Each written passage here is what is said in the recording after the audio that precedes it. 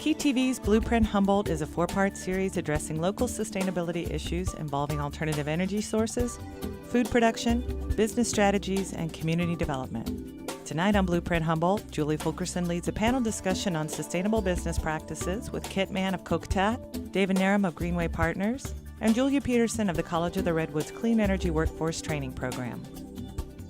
Coming up next on Blueprint Humboldt.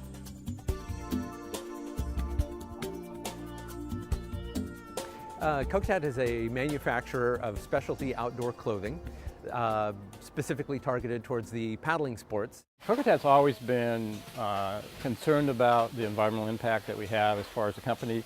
We've always looked at ways to have a minimum as possible impact on that, given the fact that we produce most of the products here that you see on the floor are made out of oil. So we start with a major impact, and so how do you mitigate that? We've always had a very strong recycling program, and as the building expanded, when we did some expansions on the building, we made sure we were using energy conserving light fixtures, and then as we had the resources to do so, we changed all the light fixtures in the plant to be energy conserving. And so it's been this gradual progression of more and more resource conservation, recycling, energy conservation, energy generation kinds of projects. This project behind me, the photovoltaic system, is by far and away the largest project we've ever done. This is a significant capital investment. It's really exciting because it is one of the largest systems in Humboldt County and will be generating all the electricity we need to run our sewing machines. This system will pay for itself in about 10 or 11 years. From there on out, it's free energy. It will generate something between $6,000 and $7,000 a year in energy savings. There's a market for products that are made in a sustainable way. Like I said, our products that last longer, there's a market for that. And so it helps us sell. And then at the same time, that there will be a growing market for sustainable energy-related products. And if Humboldt County can get in on that, then at least it has, I think it's a good marketing tool for Humboldt County is to look at the sustainable market, the energy-saving market, and how they can play a role in that. Fire Light, we make handmade glassware. About half of our line is tableware, and the other half is giftware. And we've got 9 colors, and 7 of those 9 colors we use over 91% recycled glass. We use between 7 and 10 tons of recycled glass a month. The fact that we can get most of our raw materials here in Humboldt County, that's a real plus for us. We also recycle about a half ton, maybe 3/4 of a ton of cardboard a month. We gather boxes from neighboring businesses, and we make this material, this packaging material, out of recycled cardboard. So that cuts down on the amount of plastics, bubble wrap that we have to use in our packaging. Another thing we did last year is we worked with one of the engineering students up at Humboldt State University and the engineering department, and we built recuperators on our furnaces. So with a furnace, you've got natural gas and air coming in to create the flame. Well, now we're capturing our waste heat from our furnaces and getting the air from 60 degrees to 651 degrees just using waste heat. So that's helped us cut our energy by about almost 30%. A big part of the original founder's idea about Fire and Light was not only to use recycled glass, but to create jobs here. We've lost a lot of mill jobs, and it's really important to Natalie and I that, that we create local jobs. When a business is obviously concerned about the larger community, the internal community also becomes more coherent and more interested. Because there is no difference. There's no separation between, the employees and then they go home, they go out. We're all part of the same community.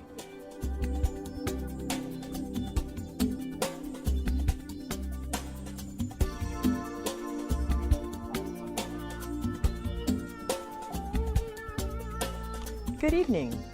I'm Julie Fulkerson. Thank you for joining us. I'm very excited tonight because we're jumping right into this theme of sustainability, and the most important part is, because I know it's on your mind daily, is jobs. We're going to be talking about the creation of jobs, sustaining jobs, and actually looking into the future and seeing what other possibilities there are for sustainability in our community. So we're going to put real meaning to that word, sustainability. So let me introduce my panel.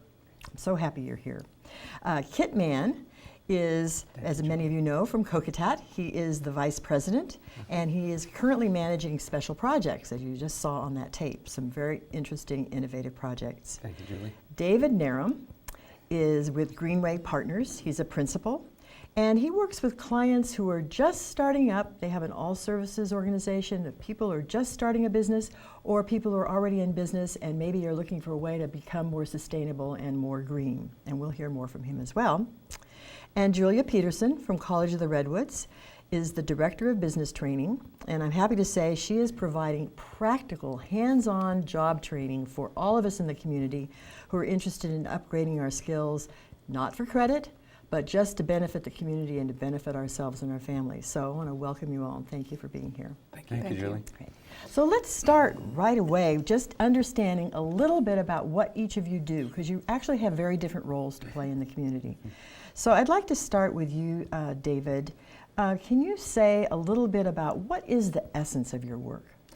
Well, the essence, I think, of GreenWay Partners work, we are in many ways a traditional firm. We do design, engineering, planning, research services for our clients, but what we really want to emphasize, and thus our name, is that sustainability, which has in the past been seen as maybe a burden for businesses or organizations to consider, really is something that can open up opportunity to be innovative, to create value, not just for your customers, but for, as Kit mentioned, for employees, you know, making your workplaces better places to work as well. Okay. It's interesting you use that word burden. I think let's be sure we get back to that, because we want to talk about some of the challenges and the opportunities around being sustainable. Yeah. So Julie, let's hear a little bit about your sort of overarching role in the community with job training. Through the Business Training Center, CR provides short-term and medium-term training to support local business needs. So as businesses are making changes in the skills they're looking for in their existing workforce, or looking to hire new people that have different skills than are available locally, CR would be able to provide that training so that we could hire local people to do new jobs. You want to say a little more right now about those new jobs, what the new possibilities are? Right now we're doing some training in solar photovoltaic, which we know is popular, if difficult to say, also known as solar PV. We've got solar thermal, which is solar hot water. We have both hands-on and classroom training in that. And we've done a lot of home energy auditing training, which involves putting a blower door on a house, checking for leaks in the ducts, and figuring out where in the house the heat is escaping. Because heat that's not useful, where you're trying to heat the great outdoors, is one of the biggest causes of energy loss. So we're training people in different areas to look at things in a more sustainable way. And those are greening existing jobs for the most part. Yeah, it's really clear that it sounds like you're able to really stay up with current needs. That's the flexibility in your programs. We do. Through the not-for-credit programs, we're very flexible and we can be responsive quickly in terms of actual training. As soon as we know what's needed, we can frequently turn things around much faster through not-for-credit than we could through the credit programs. Great. Well, we'll hear more about that. And Kit, Kokatat's been around for a while. Yeah. Most of us know about Kokatat, but why don't you tell us a little bit and maybe some things we don't know? Well, I think that you know about Kokatat if you know something about paddling sports. If you've never engaged in whitewater rafting or kayaking or something like that, you may not know the brand, but we make clothing for that specialty sport, and we have been around for, well, this spring we celebrate our 40th anniversary in Humboldt County. Started in Arcata and still here after all those years. So we sell all over the world, and in addition to supporting recreational users, we're also selling to people like the United States Coast Guard. When you see the Coast Guard small boats out there on Humboldt Bay and they're wearing those orange and black suits, well, those are Kokatat suits, and they're the same suits that they're wearing in New York Harbor or Boston or any other place the Coast Guard exists. So we have a wide range of activities. We're one of the larger non-timber manufacturers in Humboldt County. We've got about 130 employees. So we have grown over the years and have tried to do a lot of things over the years to remain sustainable and be an active participant in the Humboldt County community. I think there's no question that the business, if we had a different business model, we might not be in Humboldt County, because as we have seen with other outdoor businesses that people remember, Yakima and Moonstone Mountaineering, when a business gets to a certain size, there are pressures to push it out of a small rural area, and pressures that make it want to move. And Kokatat has been successful in managing those pressures in order to be able to stay in Humboldt County, because we want to be here. So we can talk more about that. I want to build just for a moment on what Julia said, because in 1976 I was involved with a nonprofit organization called Net Energy that was the first round during the Carter administration of training for weatherization, training for solar, training people to do energy conservation work, and we kind of skipped a whole generation in there, and now we're back to something that we were doing 30 years ago and thought it was the beginning. So there's a cycle here that's represented. And it's also important to note that this has been a theme in your life, this kind of work, this kind of job creation, and this kind of product. And I think when you talk about sustainability, many people can probably realize they've got a jacket of yours in their closets. Maybe they've had them for years, because they do have a long-lasting life. Let's put some meaning to that word, sustainable.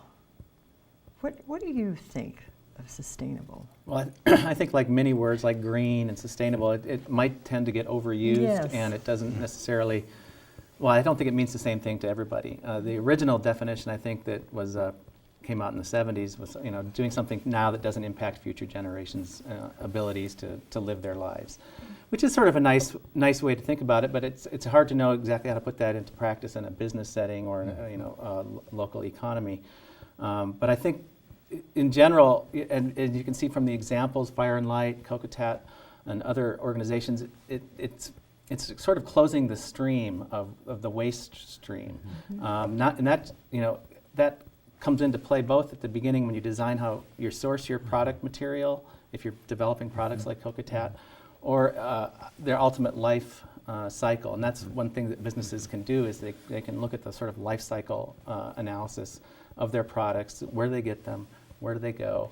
They can redesign the whole stream to sort of try to close that loop, so you don't end up sending things to a landfill, whether it's carpeting, dishwasher, or automobile, whatever. You can design for this closing the loop. So I think in some ways, because nature is sustainable, I guess, by definition, there's no waste in nature. All waste serves some function. The term is waste equals food, I think, is what they say in nature. That's what we're trying to sort of emulate with our businesses. And so, David, when you work with a client or a business, you're thinking in terms of those cycles. What we'd like to try to do, first of all, is to dispel concerns. I mean, every business is different. Every business has the resources. Like Kit was saying, you can move forward with projects as you can fund them, right? You did more lighting efficiency, these kinds of things. Every business has different resources, so some of them you got to take a real incremental approach and just do what you can do.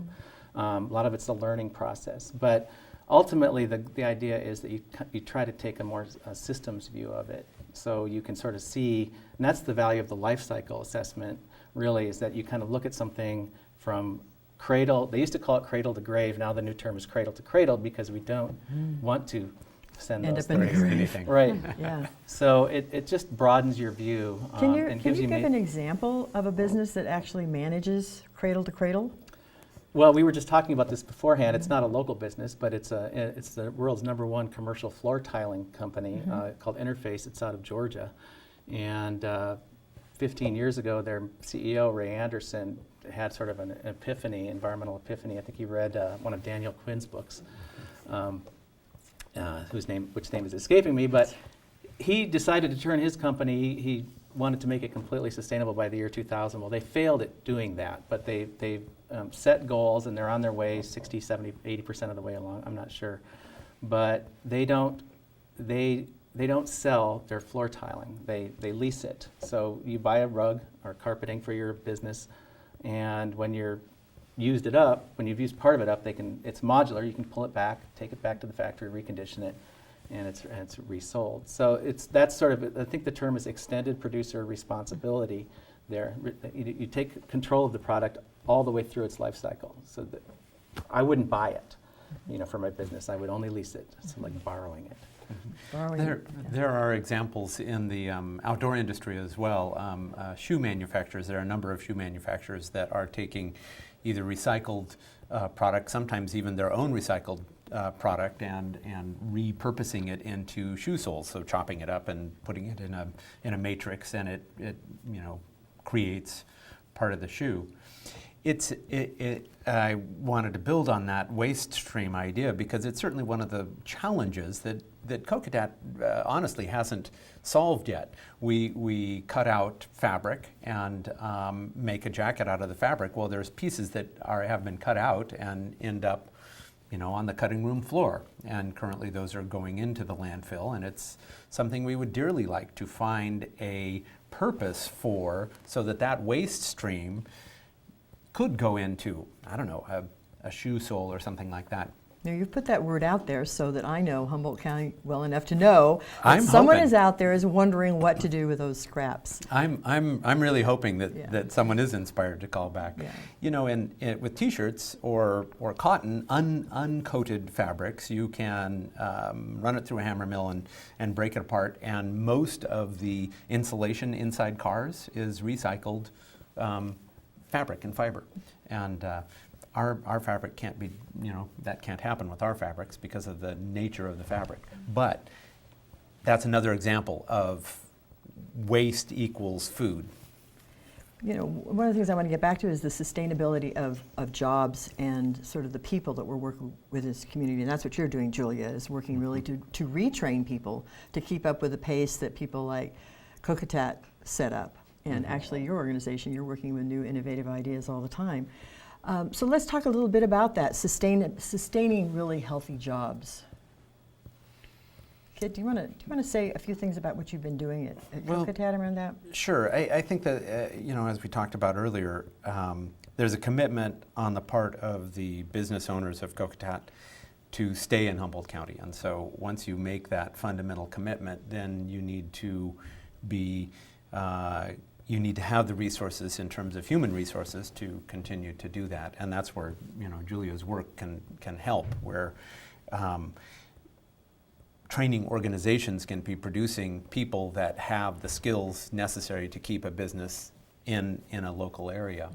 Not only as it grows, but as a business gets larger and larger. It was certainly one of the issues that does come up for every organization that grows very large, is at some point you need certain kinds of personnel, and frequently it's high-level management kind of people as well as manufacturers, and so having those people trained as well is important.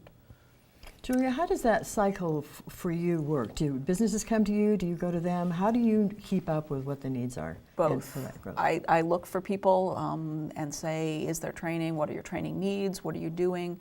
If you had training available to you, what would it look like? Is that something that CR can do? We also offer open enrollment classes. So I have management and supervision. Training first line, especially first-time managers, is a huge issue for companies.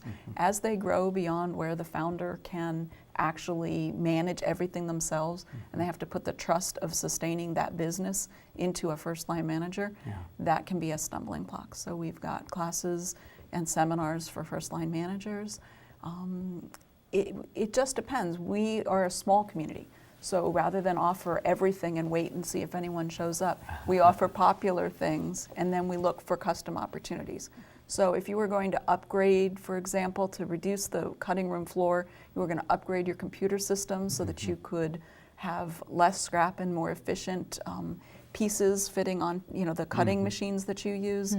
We could provide computerized hands-on training with the new software, if that was something that you wanted.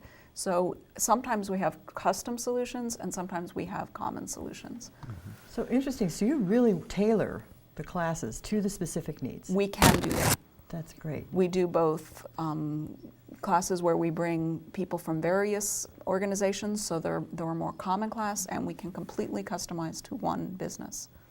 It seems like it's an interesting synergy between the three of you in that you have a business that's existed for many years, you're working with new people, and you're sort of the bridge to helping both the established businesses maintain and be sustainable and also work with new possibilities. You know, it wasn't that long ago that we heard there were no jobs in Humboldt County. Now what we're hearing, there are jobs and there aren't people to fill them. So I just wonder if you have some comment about that in terms of the sustainability aspect. Well, it's not that there aren't people, it's that there are not people, the right kind of people with the right kind of training. Right kind of training. You know, because it frequently is the managers and the supervisors that are, you know, that next tier up. And certainly that's true with Kokatat and any other company. You end up putting, oh, that person's really good at that task. Now there's 5 people doing that task and we need a supervisor, and you take that person out of the task and put them into supervision. Well, they may or may not be a good supervisor, but that's where you need to give them some additional support, some training. Right. And that's what you can do. That's what we right? can do. Exactly. The cost of on-the-job training or having people who really don't have the skills needed for a business, it can be real problematic. So having the additional help to provide training, we at CR believe will help increase business sustainability. So closing that gap between the employer needs and the training possibilities and the ideas that are coming out of the bin daily around here. And you know, David's group can help with that too. You know, we were talking about this waste stream problem that we have, or idea that we have. You know, we can work with an engineering firm, or GreenWay can support programs that they have access to, or capacities. I was intrigued by what you said about having a space for innovation, you know, where we could go to GreenWay and say, hey, find someone that can figure out what to do with this waste stream, and then step away with it, or provide some seed money or something like that, and then let your organization go with that. Right, or open it up even wider than our organization. I think one of the things that you know, innovation is another one of these terms like green and sustainability that's kind of being thrown around, and it has this sort of buzzy sense, but it is something that I think everybody is capable of doing, and the notion of some sort of creative designer type, you know, sitting around and pondering, you know, how to do the waste stream reduction might be, you know, one way to look at it. But the other way to think about it might be is that, you know, we have all of these minds, not just within our industries, our businesses, you know, all the employees that are working on the production lines who maybe have ideas, but children in our K through 12 schools, at CR and HSU, the students in higher ed, all of whom think very creatively, or could, and you know, I read some study one place where they posed a couple questions, a series of questions to children and to adults, and children would come up with some 60 crazy ideas in response to how to solve the problem, as opposed to like 5 the adults would come up with. And you know, they're not bounded by sort of, you know, practicality, which, you know, a lot of them maybe weren't practical, but even so, I mean, we have a lot of issues locally, and I think, you know, the County Office of Education Decade of Difference initiative, which is trying to grow a workforce and, you know, and a capable, creative from the ground up, basically, and that kind of tap into that homegrown kind of creativity. Homegrown is probably not the right word to use. But. So, are there any trends that you're seeing right now, innovative trends locally? Just briefly, does anything pop into your heads of something you're noticing? Humboldt County has been rich in developing new ideas. I mean, I think about Fox Farm is no longer a new idea, but it's a good example of dirt, basically, and additives, and it's a great export product. And Fire and Light, of course, was a good example, waste glass. So is there anything happening right now that comes to mind? For me, when I think about it, I think the whole specialty agriculture thing is very exciting. I mean, the fact that we've got an internationally famous cheese maker in Humboldt County, you know, Cypress Grove Chev is international in its fame, and